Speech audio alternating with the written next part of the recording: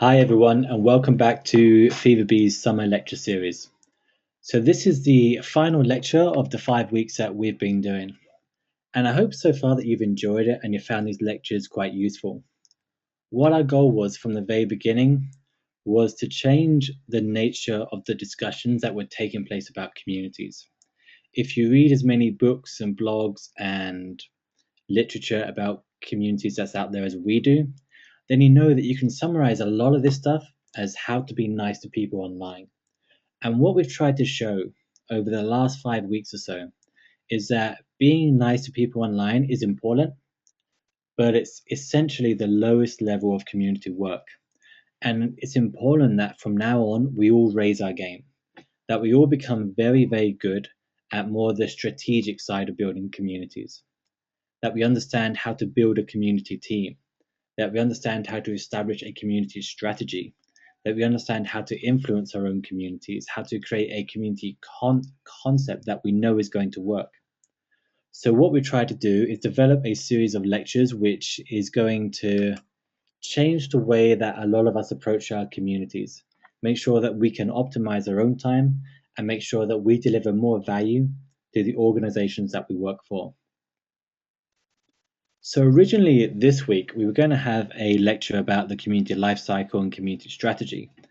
And then about 30 minutes ago, I changed my mind and changed the slides and put a lot of things together really quickly because I felt that first, we've done the strategy before, we've done the life cycle, we've touched upon it several times in the promotion for the course in the past.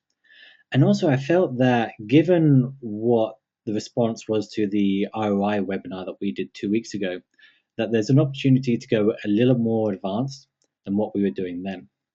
What we covered last week was the community management framework, which was essentially all the different tasks that you can be doing in your community.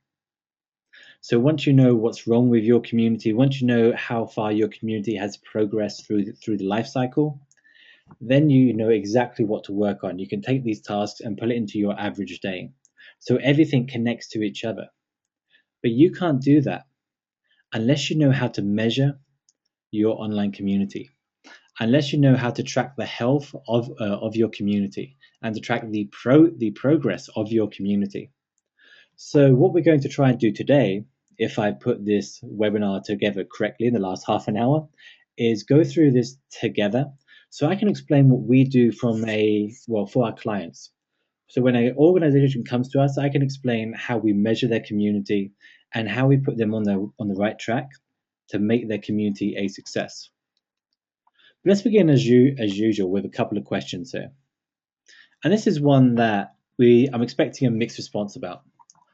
What should you do if 50 members of your community are complaining about a site change that you've recently made? Given the nature of what this webinar is, I'm hoping most of you will get this right. So you can answer using the question box on the right-hand side of your screen on the GoToWebinar control panel. So what should you do if 50 members of your community are complaining about a site change that you've recently made?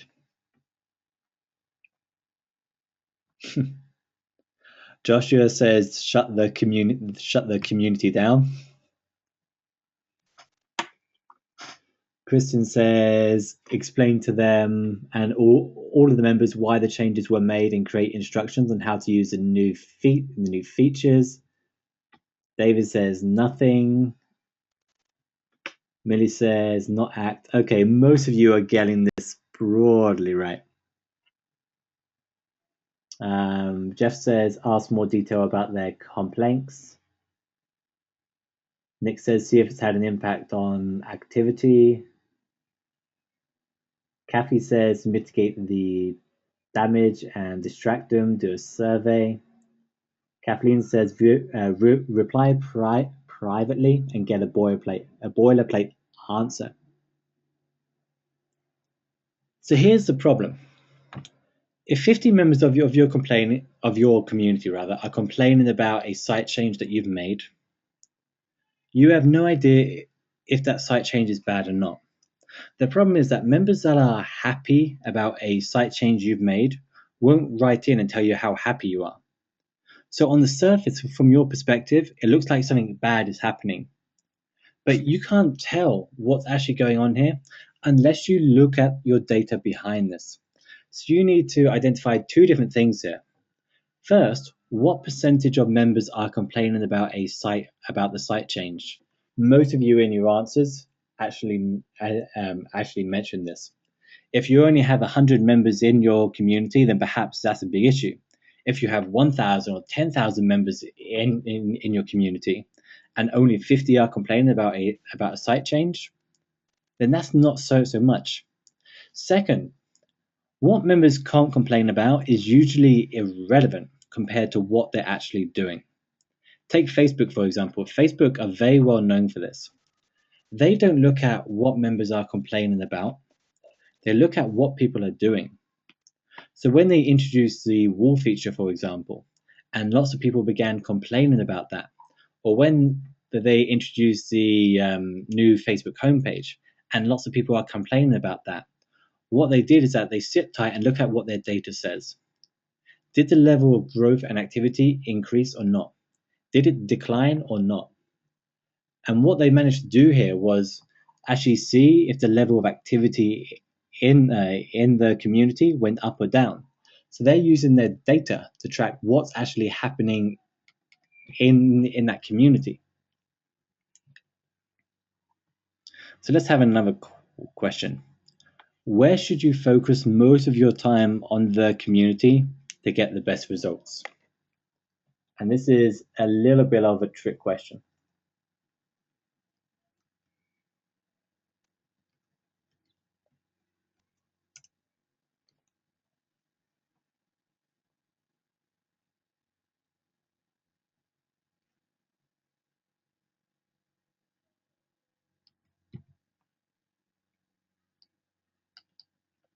Sorry, everyone. I've just realised that I can't see what your answers are because my other laptop has died.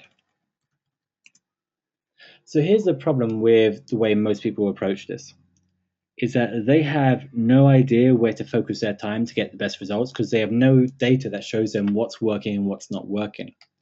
And until they know what's working, they're not able to focus their efforts. So imagine, for example, that you're trying to grow your community. You want to increase the number of members that are participating in your community. How would you go about doing that? Well, some people would try different channels, different tactics. But what a data-driven community manager would do is look at which channels are giving them the members that actually convert into regular participants of that community. So then they know they can spend more time specifically on these members. So they can optimize their time as a result of doing this. There are four questions we're going through here. This is the third one that I want you to answer. What is the biggest challenge in your community right now? What right now is the biggest problem that your community faces? And when you're answering this, I want you to tell me how you got to that answer as well.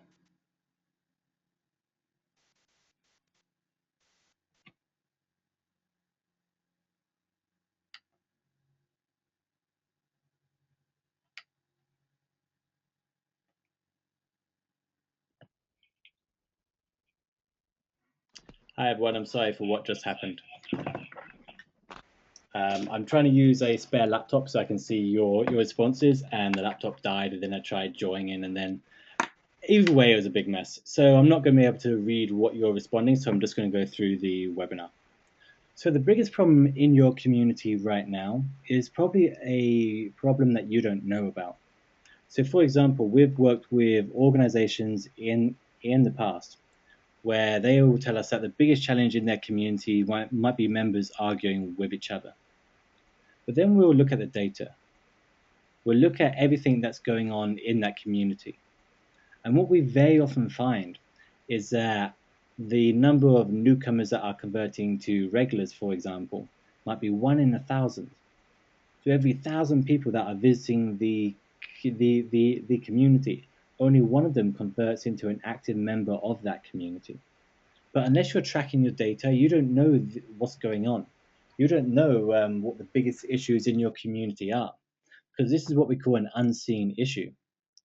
Another question that comes up a lot is how successful have your growth, your moderation, your content, your influence, and your conversion efforts been this month? And a lot of community professionals aren't able to answer these questions because they're not tracking it. And because they're not tracking it, they don't know what's working and what's not working. So they can't optimize their time as a result. And as a result, they can't tweak and they can't change what they're doing. They can't make sure that they're using every available minute they have to get the best out of their community efforts. So, what we want to cover today is what we call this wonderful world of data, where everything can be measured. And we're going to measure these things to help us build better communities. What we want to be able to do by measuring data is to deal with the unseen issues, to deal with the things that we don't know are going wrong in our communities. So, for example, you might be tracking the level of activity in your community every month, or you might be tracking the number of members that are joining your community every month. Or it's very common for people just to track the number of people that are joining the platform without tracking how many people are actually active in that community. But then you can end up with a situation where your active members are less and less active every single month. And as a result, your community is heading towards oblivion, but you might not even know it. And this will be an unseen issue until the very, very end. Or data will also help you respond correctly to the vocal minorities in your community. If you have 5 to 10 members that are complaining about an issue in that community, that could be a sign that something is wrong. Or it could be a sign that you have a vocal minority in the community that doesn't represent what most people in the community think. Measuring data will also help you allocate your time. One of the questions that comes up very often is if you only have X number of hours to spend on the community, where should I spend my time, or where should you spend your time if you only have, say, 10 hours or 15 hours a week? Well, if you have your data and you can see what's working and what's not working, you can immediately cut out all the things that aren't working and focus on the things that give you the best results. So you can allocate your time accordingly, solely to the things that work best. That's why this question alone is so difficult to answer, because you need to know your data first. You need to know what's working, what's not working, and only then can you optimize your time. So by the end of today, we want to be able to identify the key metrics of success. So what should we be measuring in our communities? We want to be able to collect data in the appropriate manner, a manner where our own biases won't affect the results. So we have a process and a spreadsheet that we can use to collect that data in a way it's going to show what's really happening. And the scary thing about doing this is that the results might show that the community is not doing well. And that's a very scary thing for a community professional to deal with, but it's a reality in the line of work that you're in. Third, we want to be able to identify where the community is in the life cycle. So we know what the life cycle is already. We touched upon this already last week. What we want to do this week is to identify how you actually get that data that tells you where the community is. And finally, we want to be able to highlight potential areas of concern and improvement. Essentially, what we're going to do today is tell you in our own client process how we do a full review of a community and tell them what's going wrong and what they should spend their time doing. If you want to advance to the strategist roles, if you want to advance to the higher levels of the community profession, then you have to be able to measure the success of community managers. Not just communities, but community managers as well. Different organizations have different ways of measuring a online community. One of the most well known is the lithium process. Lithium has what's called the Lithium Community Health Index, which is a very well-meaning number of metrics and a formula that they use. But I think we can all agree this is a very complicated formula to be using, and it's undecipherable for most of the people that are watching this right now. What we do need is a simpler process of doing this. So this will be a process that measures the success of a community and the health of a community through three broad metrics. The first one is growth. So we want to know how many members are participating in the community. We want to know how many members are active in the community. And notice we're using the word active there. The number of registered members you have is a completely meaningless metric. It doesn't matter how many people have joined your community. Because people don't delete their accounts when they leave a community, or they rarely delete their accounts, the number of registered members keeps going up and up and up. And there's a tendency, and a very misleading tendency it is, to only report the number of registered members because that number always goes up and looks good. But in reality, we know that's, for lack of a better term, we know that's crap. We know that the number of people that are participating in a community can go up and it can go down. That's why we don't track the number of registered members in a community. We only look at the number of active members in a community. And by active members, we're referring to members that have made a contribution within the previous 30 days. Next, we want to look at the activity within the community. We want to know if the level of activity is going up and down, and more importantly, how many contributions are members in our communities making. There's a big difference from a community where 100 members participate once and where 100 members participate 100 times. And we need to track this because if the level of activity per active member begins to decline, that's a sign that your members are less interested in your community. And it's a big flashing red light that we need to be reacting to. Third, we track the sense of community. The sense of community is whether people feel a part of that community, whether the community has affected them at a psychological level. The communities that last for years and not months are those that have a very, very strong sense of community. The sense of community is a well documented concept, and I recommend that you read the Psychological Sense of Community article by Macmillan and Chavez from 1985, I think. The other metric we also sometimes measure here is the return on investment. But since we've covered that already and it won't apply to some of the people that are watching this now, we're going to leave this out just for now. So when we're measuring a community, we do it through two different ways. One of them is we want to know the health of the community. So by the health, we want to know how the community is doing in a very snapshot way. So is a community healthy? Is it unhealthy? Are there certain issues that the community needs to deal with or be aware of right now? It's a snapshot of how the community is at a particular time. And you can diagnose everything that's going on in the community by measuring the health of that community. Next, we want to measure the progress of the community. We want to know how far along the community life cycle the community has progressed. A community that's in the maturity stage, as we covered last week, is very different from a community in the inception stage. And the success of a community manager is taking a community through the different stages of the community life cycle. This is how you make sure that the community is reaching its full potential. If you're not advancing that community through the community life cycle, then your community simply isn't reaching its full potential. So there's a great opportunity to see what's going on here and what you should be doing next.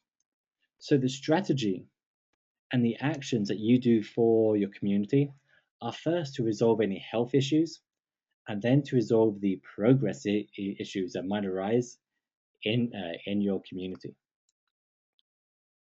So let's see how we diagnose the health of a community. First, we look at the growth. We want to know if the growth is going up or down. So this is the number of active contributors within the previous 30 days. So is that going up or down? And I wish it was this simple, but you have to be careful of different things here. First is that the number of active contributors will most likely go down during the summer months, during the winter months, especially over Christmas. So you have to be aware that it's not as straightforward as what you might like it to be. But you can tell if you're looking at, say, the previous 6 months of data right there, if the number of active contributors within the previous 30 days is going up or if it's going down. Second, we like to review the full conversion funnel. So that's from the visitor to the newcomer to when they've registered the community to when they contribute for the first time until they become a regular 6 months later on. We spend a lot of time on this during the course because it's such an important concept to master if you want to increase the number of people that are participating in your community. Most communities that we see have a terrible newcomer to regular conversion funnel, which means that whilst lots of people might visit the platform and many of them might register to join that platform, very few are still participating in that community 6 months later on. So we went into some depth in this when we did the community life cycle. But what we know is that through each stage here, there are specific interventions you can make to improve this. So we want to measure this very early on to see where members are dropping out, because this will show us where we need to focus our efforts to get to immediately increase that number. Next, we want to look at if the level of activity, which is the number of contributions in the previous 30 days, is going up and down. And here we don't just want that baseline figure. We don't just want to know if the level of activity as a whole is going up and down. We want specifically to look at the number of contributions per active member. And what we do with our clients is that we actually try to remove the top and bottom 25% as well. Because what tends to happen at the top is that you have, say, maybe 5 or 10 members that are participating to such an extent that it's distorting the data for what everyone else is doing. So we try and chop that off. So now we know if the contributions per the average active member in a community is generally going up or down. And this will give us a very good indication of how healthy the community is. But then it's not just the contributions that they make, but the type of contributions that they make. Not all contributions are equal. Someone that writes a blog post for a community, for example, is spending a lot of time and a lot of effort to construct that post.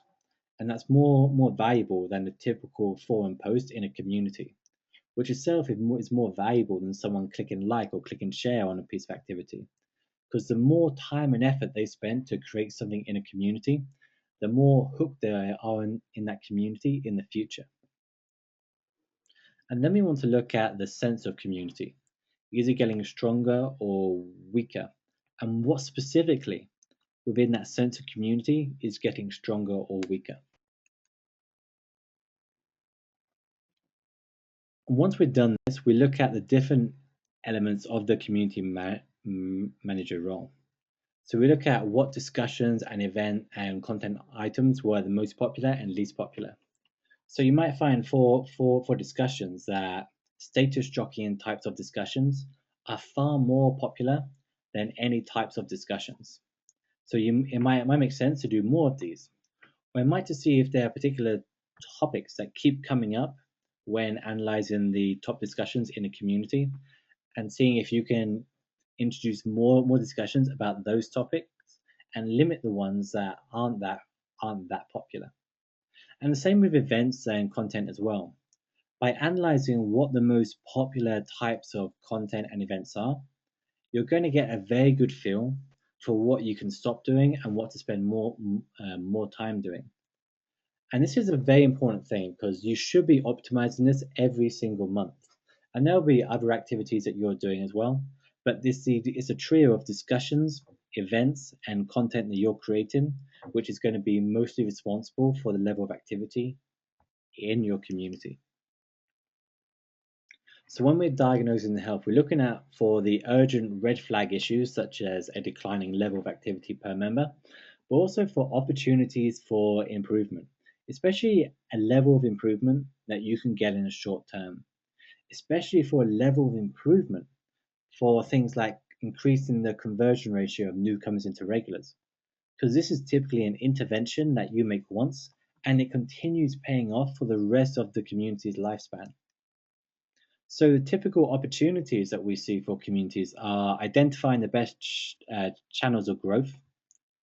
So, there will often be certain blogs or ebooks that your community will publish, or websites to send traffic to your community's way, who the quality of members that they're sending to you are is far above the other types of members that you get from, say, a search engine result.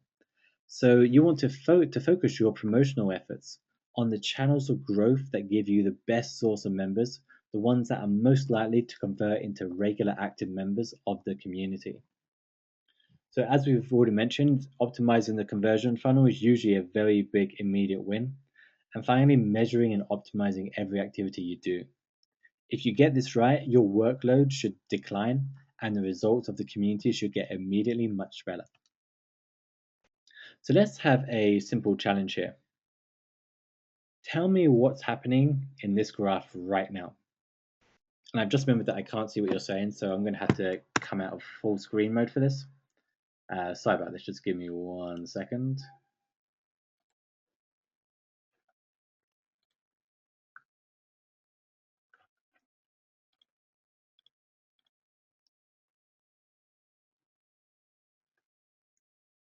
So tell me what you see happening in this graph here. This is a graph that shows the number of unique new visitors to a community that we looked at some time ago. This should be a very simple thing.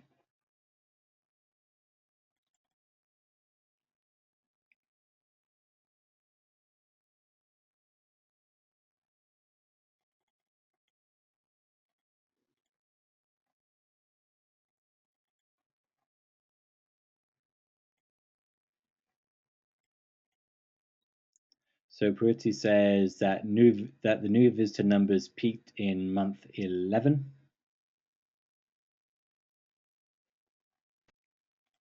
What do the rest of you think? If you were analyzing this from a community perspective, what would this show you?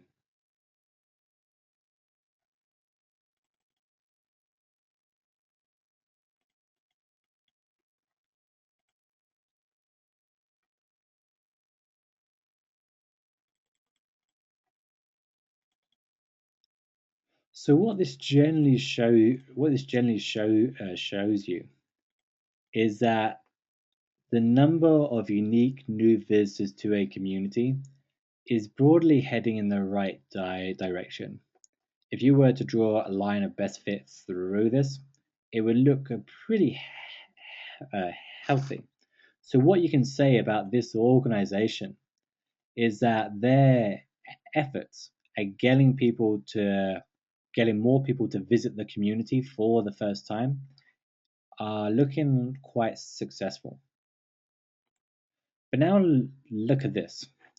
This shows the number of newcomers to registered members in the community. So people that visit the community to people that actually register to join the community. So I want you to try and analyze this and tell me what's going on here. What would you recommend this organization here do?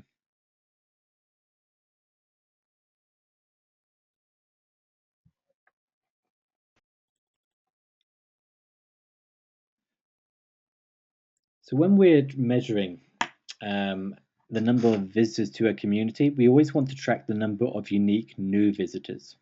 So it has to be unique, so it's not the same person that's visiting the community again and again, and it has to be the new visitors. And so that means it's people that are visiting the community for the first time.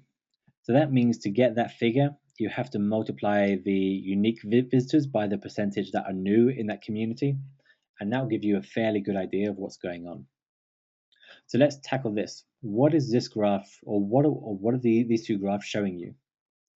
Think of this from a analyst perspective.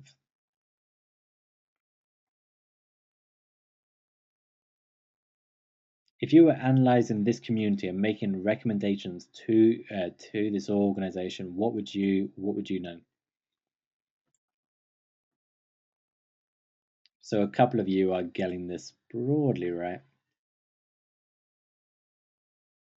So what this shows is that even though this community has been very successful in getting more people to visit their platform for the first time, most likely as a result of their promotional efforts that are working quite well, their conversion ratio hasn't increased at all.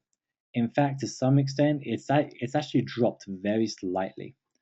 And what they need to be doing is focusing more upon the conversion metrics, because the number of people that are registering to actually join the community isn't growing at the same rate. So they're wasting a lot of potential here. So what we would be looking to do with a community like this is look through the life cycle and identify exactly where members are dropping out. So we know, for example, that when people visit the community, that's this part is okay.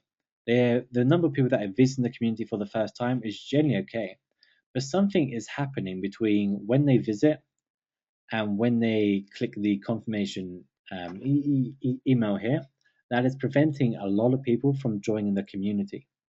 So what we will be looking to do is to see how many people exactly are clicking the registration link to join the community. How many of them are completing that registration page? How many of them are opening the confirmation email? And how many of them are clicking the link? And this will show us exactly where people are dropping out. So now you get to see how the data-driven process is working here. You identify exactly where members are dropping out, and you can make specific interventions to improve this. But this is just one example of the sort of work that we should be doing. So if we want to collect this sort of data, so for growth, if we want to know the number of members who made a contribution within the previous 30 days, the best thing possible is to get this data directly from the platform. Unfortunately, most platforms have absolutely terrible data packages. So what you're often left with is either dividing the total number of contributions by the total number of returning visits to the community. This will give you a broad average here. Or alternatively, counting the number of members that make a contribution on one day or one week, and then multiply that by 4, or multiply it by the number of um, days or weeks that you have to do to get to 1 month. So you get a broad idea of what's happening here. So let's try something else. This is from a former client of ours. This is the total posts within the previous 30 days. So we've included several different metrics here, and I want you to tell me what's happening in this community. Try and be very analytical about this. What does this data show us?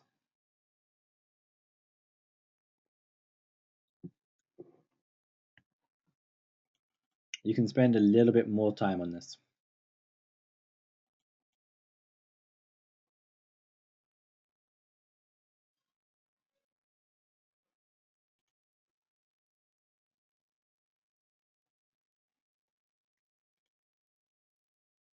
So Ella says less discussions, more polls. Are you sure about that? It looks like the number of discussions is going up. BJ Wishinsky says a few people are doing most of the talking. Kristen says while the number of active members may not be increasing, their contributions are increasing. I would argue that the number of active members is increasing, not by much, but it has increased since the beginning. Remember, for this sort of data, we're looking at trends here. We're not just looking at the final data point, we're looking at the broad trends of where that data is going. So you have to think about the line of best fit. So Priority says contributions are going up, polls are going down. I think that's wrong because the polls is clearly rising. Kathleen says same people contributing. Arthur says the number of active members is declining. Are you sure about that, or is that only over the last 1 or 2 months? But the total number of contributions is rising. So a hardcore of members is forming. You need to focus on getting new members. So this is good. It's very analytical and it makes a clear recommendation as well. Karen says members are reactive but not posting much new discussions. I'm not sure how you're getting to that conclusion. So David says post per members are going up, meaning the health of the community is rising. Jeff says contributions divided by active contributions and active members is increasing. So would you guys say that the health of this community is getting better or is it getting worse? Just a quick worse or better, please.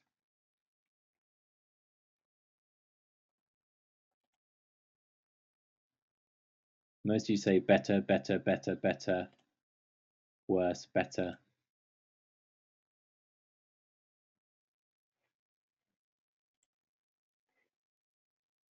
So let's look at the number of activity per active member and see what this says.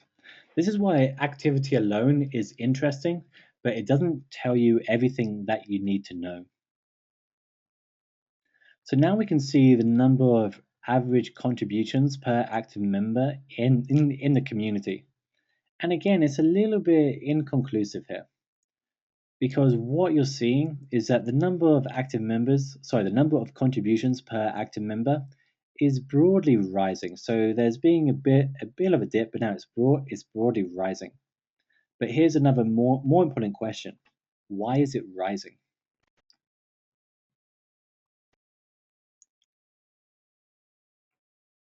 What is changing here? What's driving these contributions?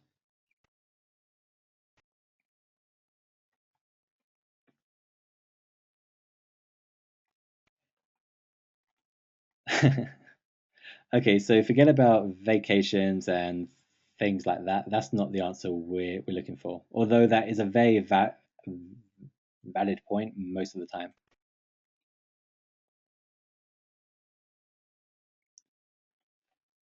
So some of you are saying mostly recommendations.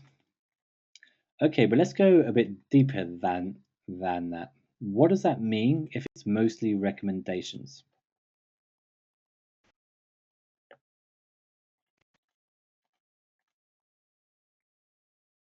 I know we're taking a very long time to get to the point, but I think this is a really important point to spend some time on.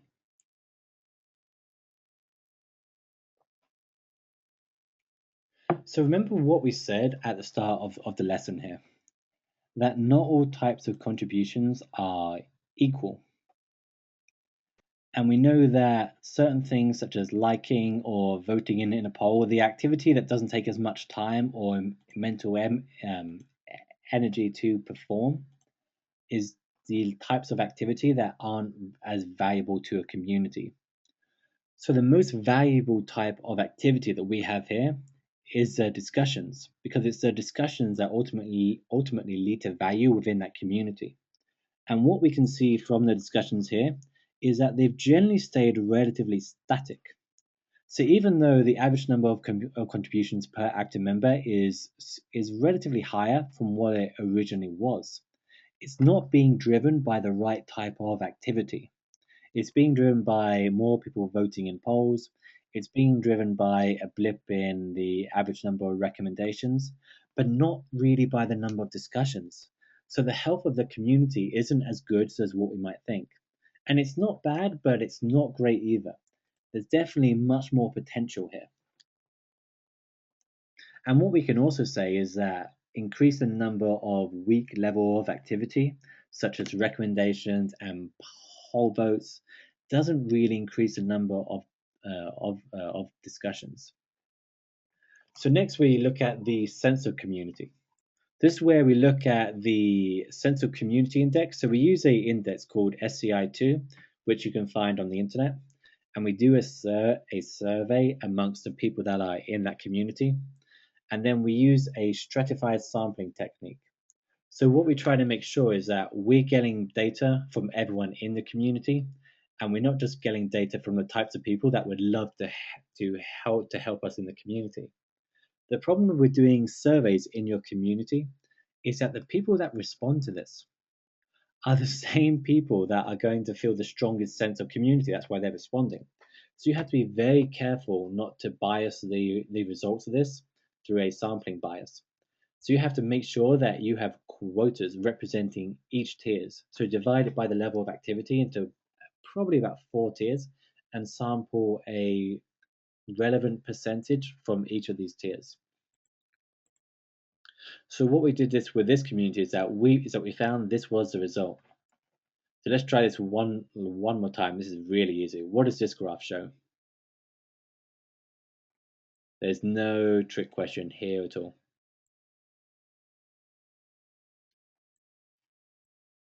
This is measuring the score using the sense of community index.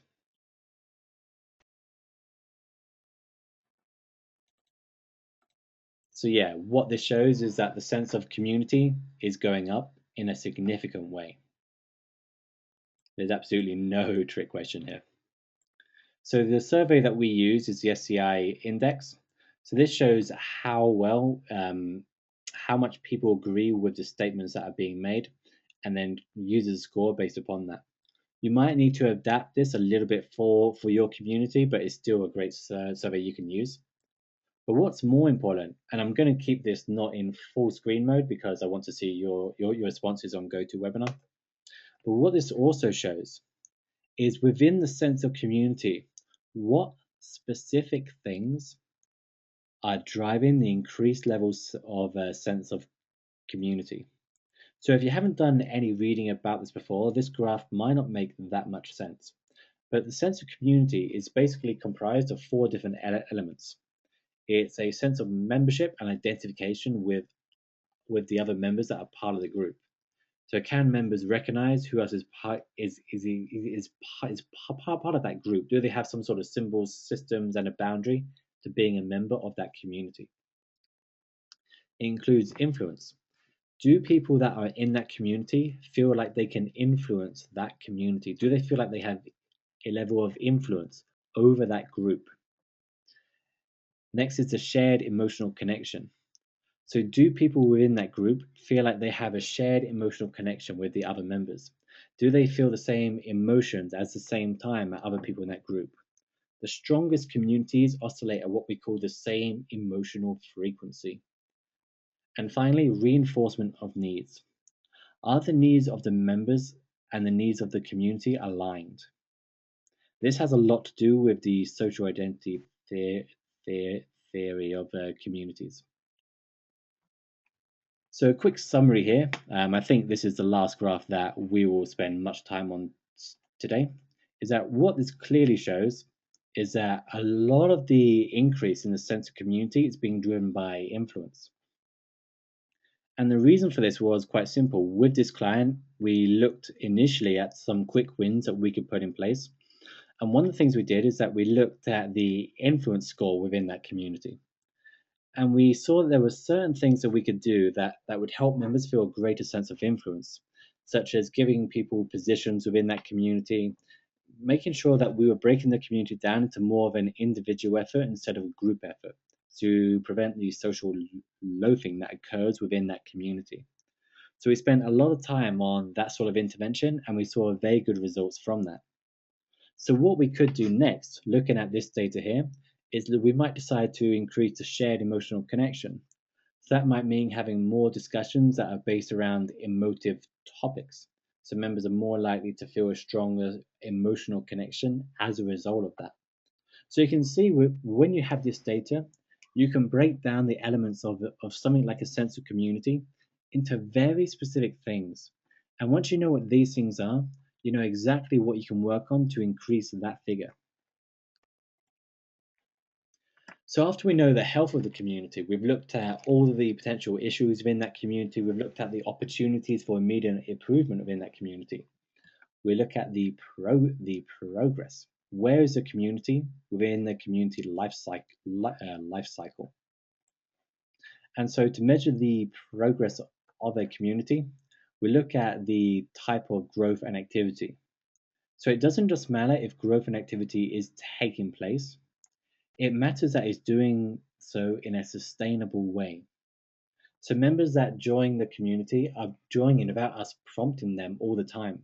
Because if it's always being driven by us, then it's not really reaching critical mass. And the activity is being generated by the community and not always by us. So what we use is a community life cycle. And we'll send you a document in a couple of weeks that will outline how this all works in more detail. But the important thing is that in the inception stage, all the growth and activity is generated by you. This is why we measure the number of members that you invite to join the community compared to the total number of members that join the community. We measure the number of responses to discussions initiated by the community compared to the responses to discussions initiated by you. So you have very clear metrics that you can use here. And then you can track where in the life cycle your community is. You also know if, for example, that the level of growth is in the 90 to 99%, but the level of activity is still within the 50 to 90%, you know you need to focus on getting more members initiating their own activity.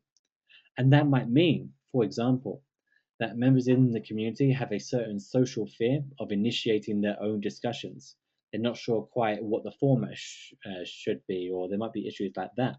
So then you might work with a small group of members to make sure that the number of people that are initiating discussions becomes very diverse. You might be reaching out to members, asking them what their biggest challenge in the community is, and then getting them to initiate a topic about that within the community. So you see, there are very specific things that you can do to increase your community along that life cycle. Because once other members see what other members are doing, they're more likely to copy that example. And what you also see here is that we include the sense of community. Because it's not just the growth of the community that matters, it's not just the level of activity. It matters whether these members feel a stronger sense of community with each other. So we use a very specific sense of community score here. So you need to make sure that your community is affecting its members at a psychological level. So let's have a couple more graphs, and then we'll wrap this webinar up. So what does this graph here show? So if we want to know the total number of new members, if we want to know whether the growth is still in the inception stage, the activity stage, we look at the total number of new members that have joined the community, and we take away those that were invited by the community manager.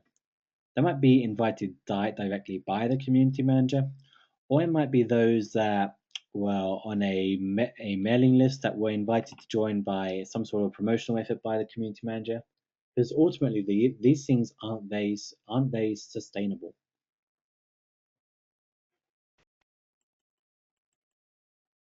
So what does this graph show?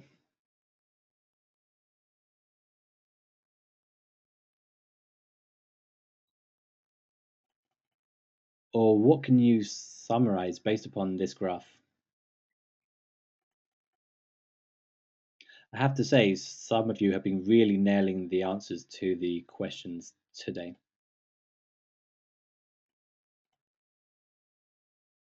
So Katie says this graph shows that this community is reaching maturity based upon growth.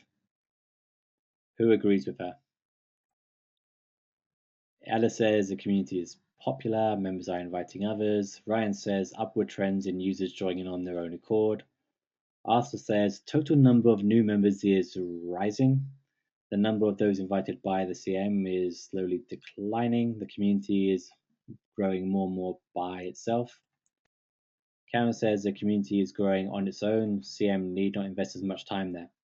That's pretty much the perfect answer. Once a community reaches their maturity stage, to the extent that this community has, then gradually the community manager can spend less and less time doing this because it's almost entirely self-sustaining growth.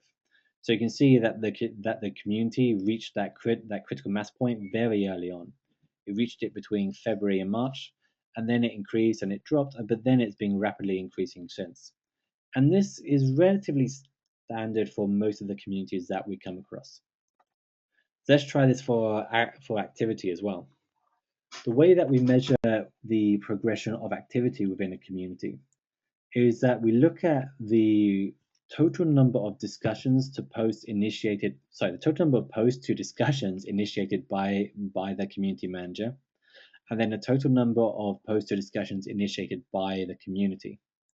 So when we subtract one from the other, the total posts from the community management posts, and this shows us how many posts were initiated by or in response to community-led activity. So again, a quick analysis here as well, please. What is this graph and what is this data showing?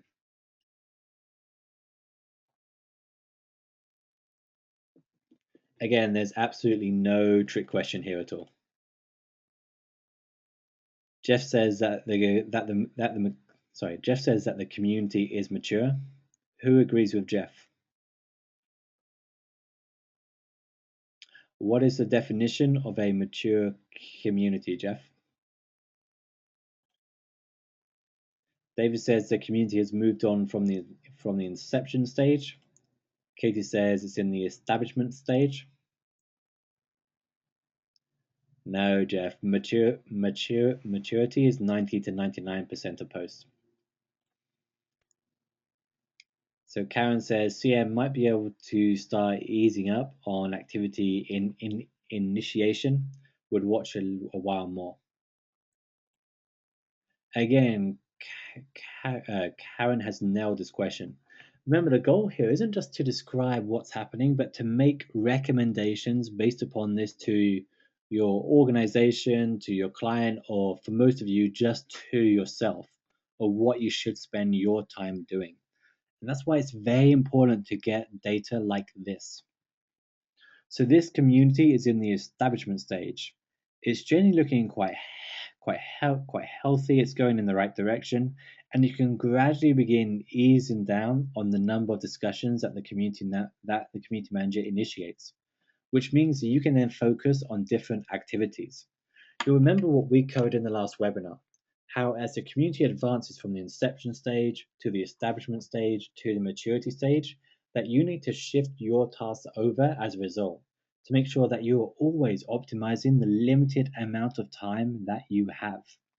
So once you know that one part is sustainable, as this is looking like it will soon be, then you can focus more upon, say, optimizing activity or getting volunteers in or doing any of the other tasks that you should be doing in the establishment stage of the community life cycle. And what you can also do if you want to show off, or if for just to see if there's anything that's clearly lacking, is that you can put these two lines on the same graph. So this will show you if anything is particularly lagging behind. So we knew there was one point around month 3 when the level of activity was significantly behind the level of growth. So what we did is that we spent less time on growth activity, and you can see the dip here, and more time on community management tasks that would lead to greater activity initiated by the community. And you can see that it quickly caught up, and then it's diverged a bit, but not enough to be a concern to us. So you can see that both of these lines are heading in the right direction. And then with the sense of community, you can also plot this and show where this is in the community life cycle. And what you'll notice here is that the sense of community, if we go back to the life cycle, the sense of community is significantly lagging behind everything else.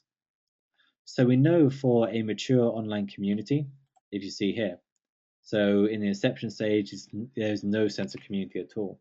But in the establishment stage of 0 to 24 and maturity 24 to 72, we know that it's been lagging behind a bit, and it's catching up now, and it's starting to produce significant results. So based upon what we've covered so far, I'm not going to ask this as a question because I know we're completely out of time. But based upon what we've done, Now you know where to focus your efforts. Now you can make clear recommendations to your organization, to the community managers that you manage once you get your new strategist role. You know where to spend your time and to get the absolute best results that you can. That's why data is so important. And I think it's a shame that so many community professionals don't bother to collect this data. Getting the data that we showed you here is the hard part. Analyzing it is really simple. It's pretty easy to look at a graph like this and see exactly what's going on and what you should be working on. The hard part is getting this data in the first place. And this is why you need someone or you need to set aside a lot of time just to do this.